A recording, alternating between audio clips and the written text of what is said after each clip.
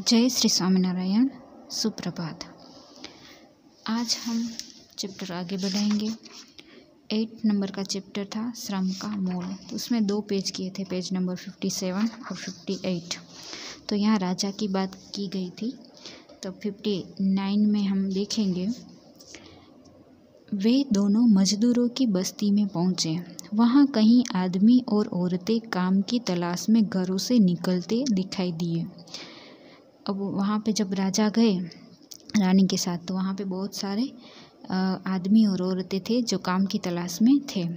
रानी ने एक औरत से पूछा, क्या हमें भी काम मिल सकता है?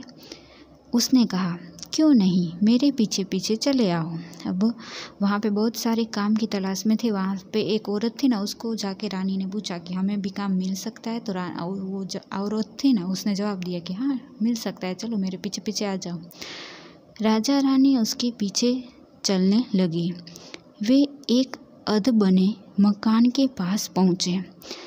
उस औरत ने ठेकेदार की तरफ इशारा करते हुए समझाया, जाओ उससे काम मांग लो। वहाँ पे जो औरत थी ना, उसने वहाँ पे ठेकेदार था ना, उसके सामने इशारा किया, वहाँ जाओ और उसके पास जाके काम मांगो। ठीक है। अब दूसरा पैराग्राफ। राजा रानी ठेकेदार के पास गए। उसने राजा को पत्थर ढोने का काम सौंप दिया, मगर रानी को कोई काम नहीं मिला। राजा को तो काम मिल गया। ठेकेदार को पूछा ना कि अब हम क्या काम करें, तो वहाँ का पत्थर ढोने का, एक जगह से दूसरी जगह पत्थर लेके जाने का काम मिला, पर रानी को कोई काम नहीं मिला। रानी मजदूरों के बच्चों के पास बैठ गई। राजा टोकरे में पत्थर भर भर कर उठाने लगे। उनसे 2 से तीसरी बार टोकरा नहीं उठा। मतलब वहाँ पत्थर थे ना, वो टोकरे में भर के फिर दूसरी जगह पे लेके जाना था। तो 2 से 3 बार ऐसा हुआ कि पत्थर का टोकरा उठा नहीं। तो ठेकेदार की नज़र राजा पर ही थी, क्योंकि वो नया था ना, तो ऐसे भी ठेकेदार की नज़र उसके ऊपर ही रहती है। वह राजा के पास जाकर बोला, यह काम तुम्हारे बस का नहीं है, ये लो 2 सिक्के, जाकर अपना और अपनी पत्नी का पेट भरो। 200 सिक्के दे दिए और बोला कि ये काम तुम्हारे बस का नहीं है, जाओ दूसरा काम ढूंढ लो, और 2 सिक्के लिए उससे अपना और अपनी पत्नी का पेट भरना। ठीक है। ऐसे इस तरह से राजा शर्मिंदा होकर चुपचाप 2 सिक्के लेकर रानी के साथ आगे चल दिए। अब वहाँ पे शर्मिंदा हो गए ना, क्योंकि काम उसको आता नहीं था, तो उसने निकाल दिया, तो उसको शर्म आने लगी। तो वो 2 सिक्के लेकर आगे चला। थोड़ी दूर जाने पर उन्हें एक लहलहाता खेत मिला। वहाँ कुछ औरतें काम कर रही थी। वहाँ पे आगे गए तो दूसरा खेत था, वहाँ पे औरतें काम कर रही थी। ऐसा एक खेत मिला। रानी ने राजा से कहा, महाराज मैं वहाँ काम ढूंढती हूँ, ज़रूर काम मिल जाएगा। खेत पर काम करने वाली औरतों को रानी पर दया आ गई। उन्होंने रानी को फसलों की कटाई का काम दिलवा दिया। वहाँ पे जो औरतें थी ना, उसके पास रानी गई, तो उस औरत को सबको दया आ गई कि इसको भी काम देते। तो फिर चलो खेत में जो फसल कटाई हो रही थी उसमें काम दे दिया। रानी ने कुछ देर काम किया, लेकिन कुछ ही देर में वे हाँफने लगी।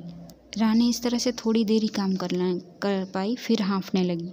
अब राजा से न रहा गया। वे रानी की मदद करने दौड़े। राजा से न रहा गया कि अब ये तो हाँफने लगी है, तो इसलिए राजा है उसके पास, उसकी मदद करने के लिए गए। वहाँ रानी को मजदूरी के 2 सिक्के मिले। अब उनके पास 4 सिक्के हो गए। मतलब वहाँ पे भी 2 सिक्के मिले और राजा को भी 2 सिक्के मिले, इसलिए 4 सिक्के हो गए। वे खुशी खुशी अपने महल की ओर चल पड़े। रानी बोली, ये लोग इतनी मेहनत करते हैं, तब इन्हें खाना नसीब होता है। राजा बोला, अब हम भी इनकी तरह परिश्रमी हो गए हैं। मतलब इतना काम करते तब 2 सिक्के मिलते हैं।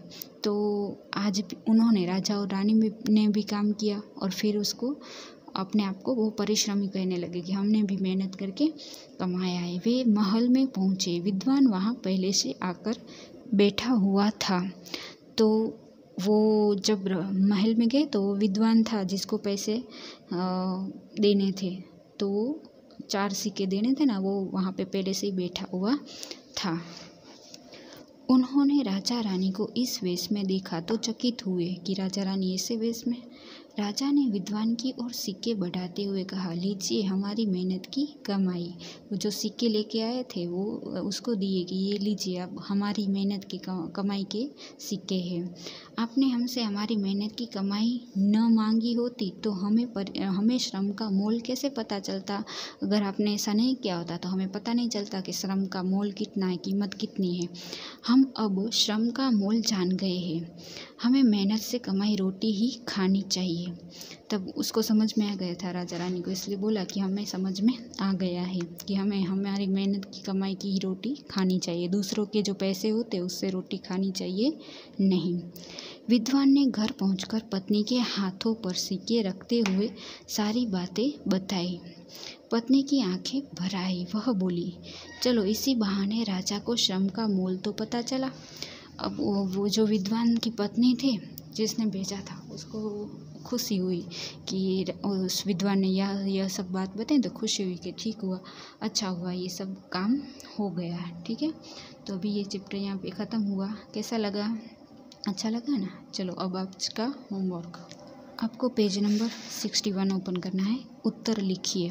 पहला क्वेश्चन है, विद्वान को पहले दिन खाली हाथ क्यों लौटना पड़ा?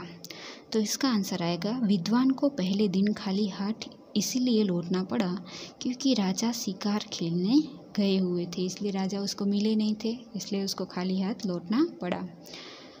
रानी को देख राजा हैरान क्यों रह गया? तो रानी ने अपने जो महंगे वस्त्र और आभूषण त्याग कर साधारण सूती वस्त्र धारण किए थे, उनके इस रूप को देखकर राजा हैरान रह गए कि रानी इस रूप में आएगी, इस रूप में कैसी लग रही है, इसलिए वो हैरान हो गए।